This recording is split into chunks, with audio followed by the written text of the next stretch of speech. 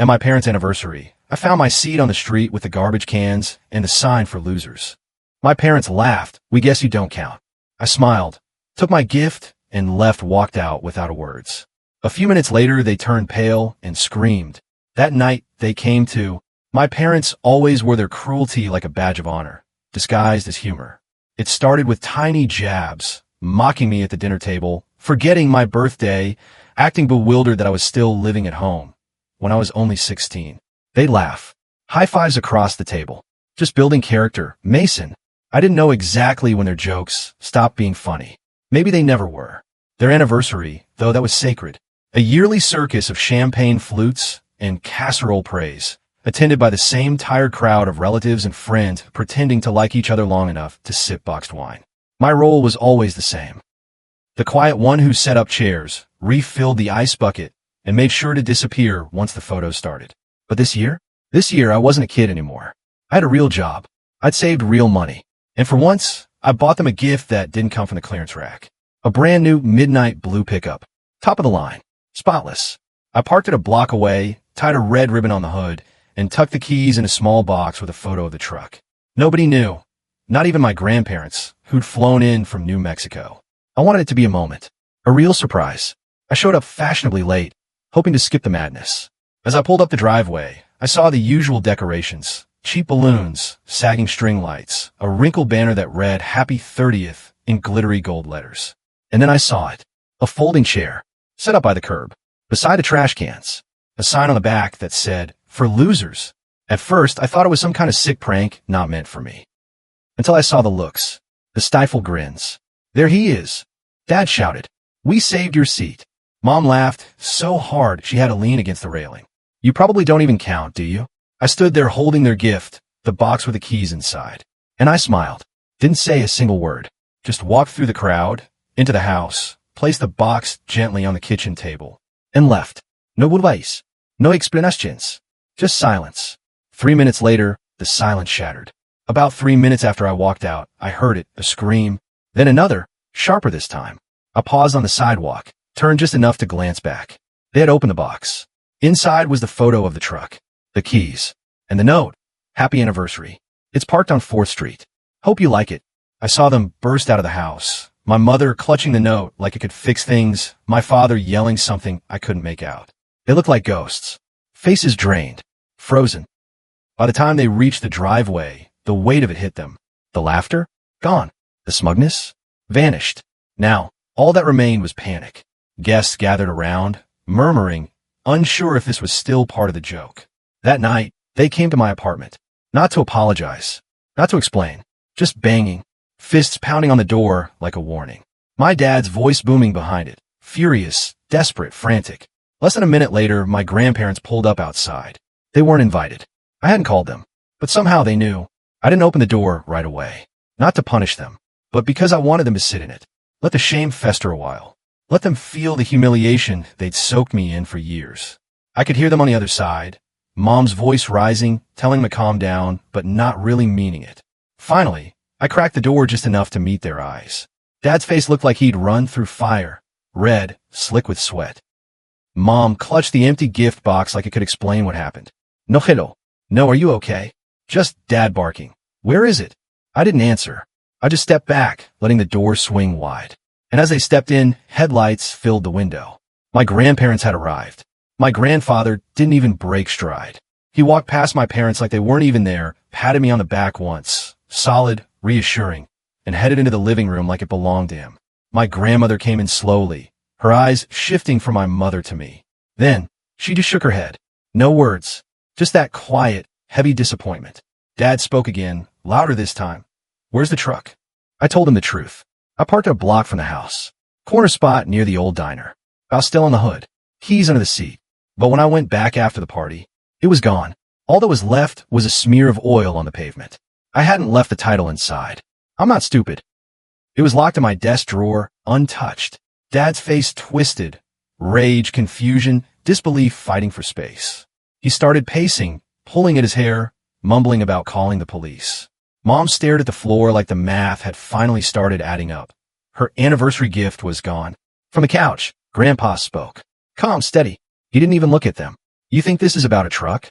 Neither of them answered. He leaned forward, eyes locked on the floor like he didn't need to see their faces to know the truth. You humiliated him, in front of everyone. That sign, the trash cans, the laughing, it wasn't random. It was deliberate. Mom finally piped up, voice trembling. It was just a joke. We didn't mean, but Grandma cut her off. Sharp. Final. You've been doing this for years. You think just because he never says anything, he doesn't notice? Silence. The kind that hums in the air, where the only sound left is the AC kicking in from the hallway. And then Grandpa dropped it. You might as well tell him now. He deserves to know. I looked at them. They didn't speak. Couldn't. So Grandma did. You should never have been born, Grandma said. She didn't whisper it. Didn't soften it with pity. She spoke like she was reading a weather report. They didn't want you. Not then. Not ever. The room didn't move. My chest tightened, but I stayed silent. She continued, like the story had been rehearsed 100 times in her mind. They came to us, crying, desperate. Said they weren't ready. Said a baby would ruin everything. Dad finally found his voice. Weak. Defensive. It wasn't like that. We were young, and Grandpa cut him off with a bark. You were 28, Ron. Not teenagers. Don't rewrite the story just because it's inconvenient now. Grandma turned back to me. Her eyes didn't waver. We paid for everything. Told them if they gave you up, they'd never see another dime from us. So they kept you. Raised you out of obligation, not love. It hit me like a flood. Every birthday where they barely showed up. Every time they made a joke at my expense, like I was a stray they reluctantly fed. Every look that said, you're in the way. They only kept you because we made them, Grandpa said, and they've been punishing you ever since. I sat down without realizing I had moved. My hands are freezing. Mom opened her mouth to speak, to spin it, maybe, or beg, but she couldn't even meet my eyes. And then Grandma said something I'll never forget. Something that chilled the air. It's not too late to make them feel it. You already started. You just haven't finished. I looked up at her, and she wasn't kidding. Neither was I, when I said, good, then let's finish. I didn't sleep that night. Not because I was angry, because I was awake for the first time in my life. I sat on the edge of my bed in the dark, no lights, just the hum of distant traffic weaving through the silence. But in my mind, everything was playing on loop. Every cold birthday dinner, every fake smile, every laugh that came at my expense. All of it. Now subtitled in a new language. This was never love. This was management. They didn't forget me. They erased me. Slowly, quietly, year after year. And now I understood. This wasn't a misunderstanding. It was a strategy. And the truck? It had never been parked on 4th Street. That was part of the plan. It was safe. Tucked away in a private garage across town. Owned by a friend from work who owed me a favor. We'd even swapped the plates. The title? Still locked in my desk. Let my father call the cops. Let him scream. It wouldn't lead anywhere. Because that stunt? That was just the warm-up. What I was planning next. It couldn't be undone with an apology or a fake laugh. Grandpa spent the night on my couch. At around 2 a.m. He pulled a worn yellow legal pad from his coat pocket, the kind older men carry when they don't trust memory anymore, and began writing. Names. Contact. Financial trails. A breadcrumb trail of paper. At the very bottom, in his neat, rigid handwriting, one line, you're more fragile than you appear. Don't let them use that. He and Grandma had kept records. Not to use. Just in case. Because they never truly believed my parents would do right by me. And they were right. By morning, I made the call. My parents answered on the first ring. I told them I was ready to talk. Said I'd come by the house that evening. You could hear the relief in my mother's voice. It wasn't subtle. It was desperation with a smile. Will you bring the truck? She asked. I told her maybe. That was enough for her. I arrived around 6 p.m., just like the day before. Only this time, there was no gift in my hand, just my phone, and something folded, stiff, and quiet in my back pocket. The house looked different, like they were trying to hit rewind on a VHS tape that was already chewed up. There were guests again, some of the same people from the anniversary party. Music playing, food spread on the counter, like nothing had happened. But their smiles, cracked porcelain. They kept glancing toward the door like they were waiting for something. A punchline, a reset. I let them wait. And when enough people had packed into the living room, I reached into my back pocket and pulled out what I brought. Papers, bank statements, screenshots, names of people my father borrowed money from and never paid back. Lines of credit opened under other people's names. One of them? Mine. I looked them in the eyes. You wanted to laugh at someone? Then laugh at this. I passed the papers around like party favors. My mom went pale before she even saw what was on them. She knew. She knew what she had signed. Loans. Defaults. A credit card supposedly for emergencies. It showed up in my name when I was 16. The room changed. No more idle chatter. No more fake smiles. People stopped chewing. Some stood. A few quietly walked out. But I wasn't done. Not even close. These have already been sent out, I said. To a lawyer. To the IRS. You got 48 hours before this turns into something bigger than a conversation. Dad moved like he was about to lunge, but Grandpa stepped in. He didn't need to say a word. He didn't raise a hand. He just stood there. And my father backed off. I walked out again. Didn't look back. Didn't need to. Grandma followed me to the car. She didn't say much until we got in. Then, quietly, like she was peeling off a final layer. There's something else we haven't told you. And I knew. This story wasn't over. I didn't ask questions. Not yet. When Grandma said there was more, I just started driving. She told me to take the highway, past the edge of town, into a part of the city that time had given up on. The kind of place where doors stay shut, blinds never open, and names aren't something people ask for. We pulled into a retirement complex that looked sunburnt and forgotten. Beige walls cracked at the edges. Sidewalks that hadn't seen repairs in decades. Unit 12B. She knocked once. No sound inside. Then the door opened. Slow. And standing there was a man in jeans and a press button-up shirt that still had a dry cleaning tag on it. His face was worn, but not broken. Weathered, like something sanded smooth by time, not destroyed by it. He looked at me, then at Grandma, and nodded. You finally brought him. I didn't recognize him, but apparently I was supposed to. This is Ernest, Grandma said. Your mother's father. I froze. I thought he was dead. Grandma shook her head. She told you that. She told everyone.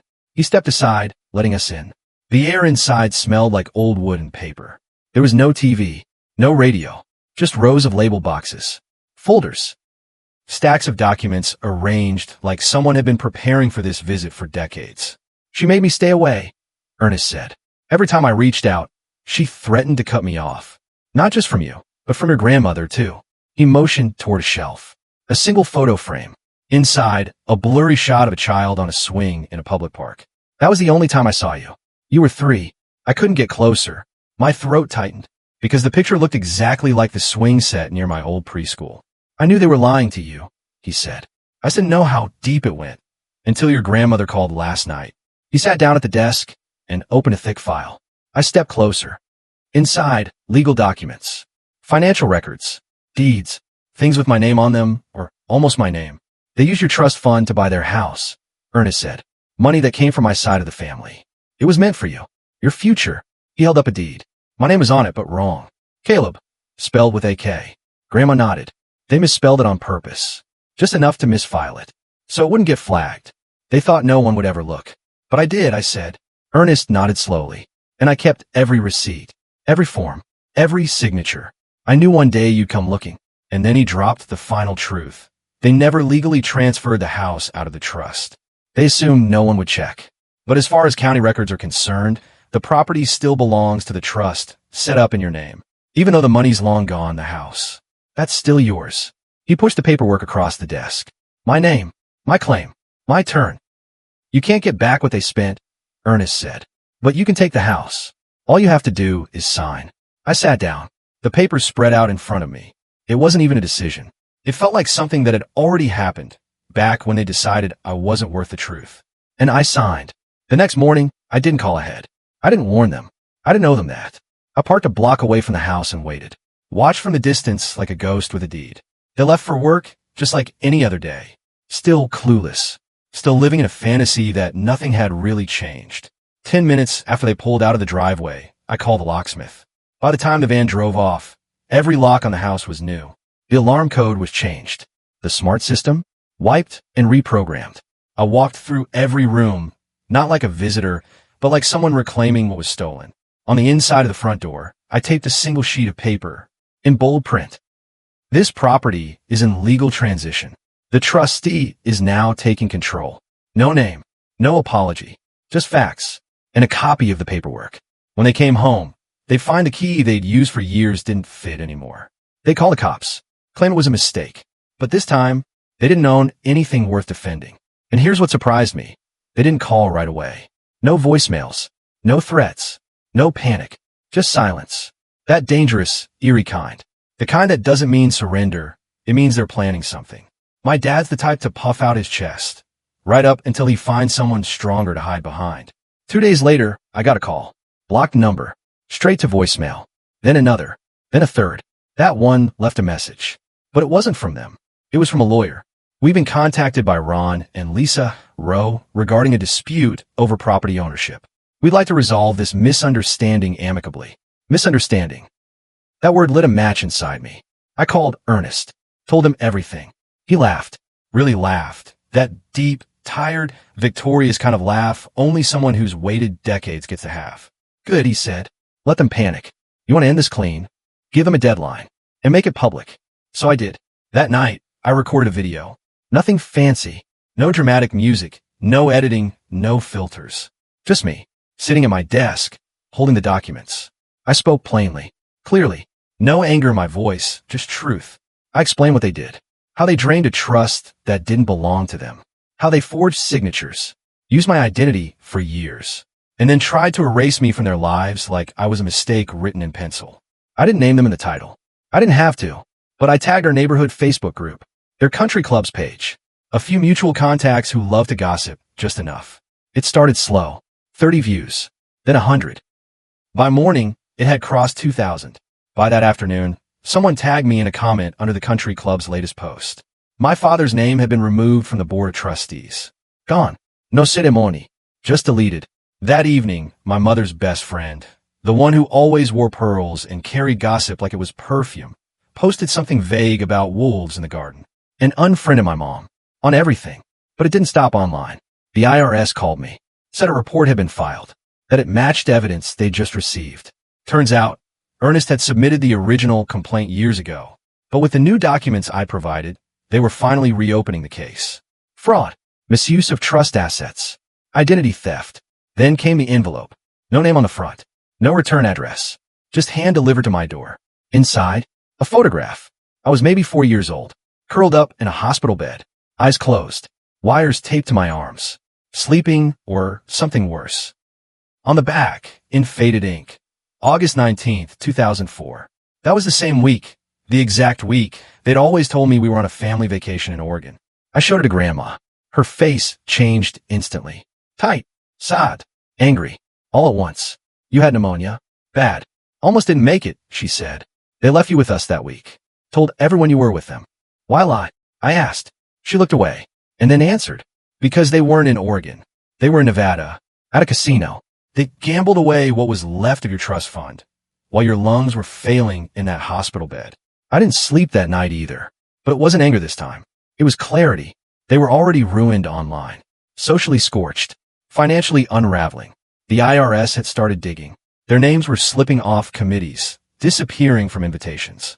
But I wasn't done, because what they did to me, it wasn't just about money. It was personal.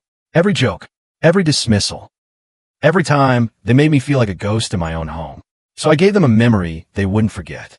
I called a local real estate agent and listed the house. Cash buyers only. No haggling. No epalagis. I listed it below market value on purpose. I didn't need the money. I needed the ending. And I scheduled the open house for a Saturday. Not just any Saturday. Their wedding anniversary. The same date. The same hour. The exact moment from a year before, when they dragged out a folding chair, taped a sign that said "For Losers," and laughed while I stood there with a gift they didn't deserve. But this year, the guests were different. No caceroles. No taquibanes. No fake smiles. Just quiet investors in sunglasses. Buyers with clipboards. Strangers measuring square footage like it was the only thing that mattered. They didn't care about the history. They just want a good deal. And then, right on cue, my parents showed up. About 20 minutes in. They hadn't seen the listing. Just received a thick white invitation in the mail. Gold trim. Polished script. Join us for a one-time viewing of the Rowe residence. Now available. They came dressed like it was a joke. Like they were walking into a prank I couldn't possibly follow through on. Until they saw the real estate agent. The brochures. The bolded price at the top. My dad stopped cold on the lawn. Mom's mouth moved, but no sound came out. You can't do this, he finally said. This is our house. I looked him in the eyes. No, it never was. You just squatted in my trust. They follow me inside. Like ghosts. Like people hoping the dream might restart at any moment. The house was half empty. I'd already paid a junk crew to clear out everything that reeked of memory. The plaid couch I'd slept on as a kid? Gone. The dining table where they mocked my job interviews? Burned. Ernest and I lit in a fire pit behind his house. We roasted marshmallows over its ash. In the kitchen, I laid it out for them. The paperwork's filed. The sale closes next week. You've got 6 days to leave. That's when Mom snapped. Tears. Begging. A shaking voice that suddenly remembered how to say my name. We didn't know. We were scared. It wasn't supposed to be like this. Maybe the tears were real. But they were 20 years too late. I looked at her. You always said I was too soft, I said. You were right. Dad tried one last threat. Said I'd forged everything. Said it was all a lie. That's when Ernest stepped into the room, calm as ever, and dropped an envelope on the counter. Good luck with that, he said.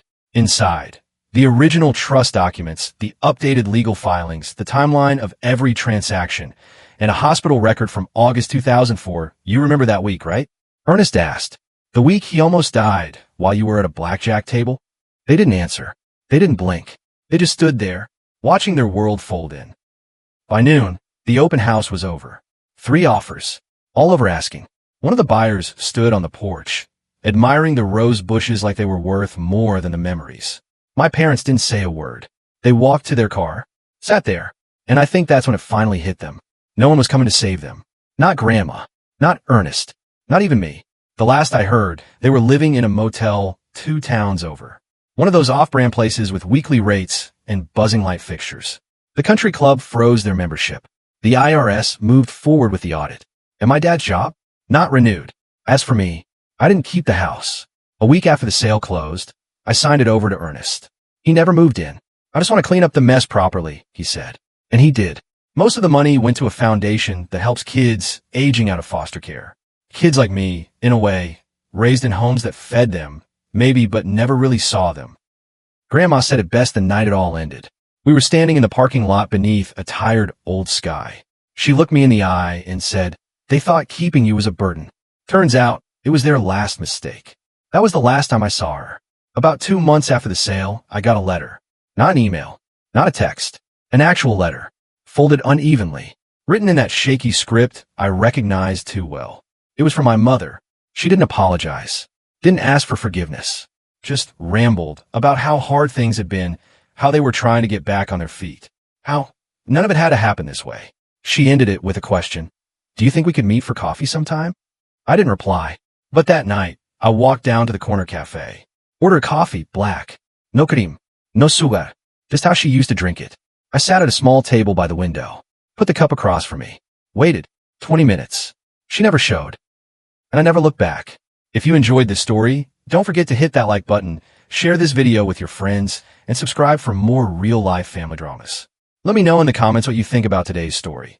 Was it fair or totally messed up? See you in the next one.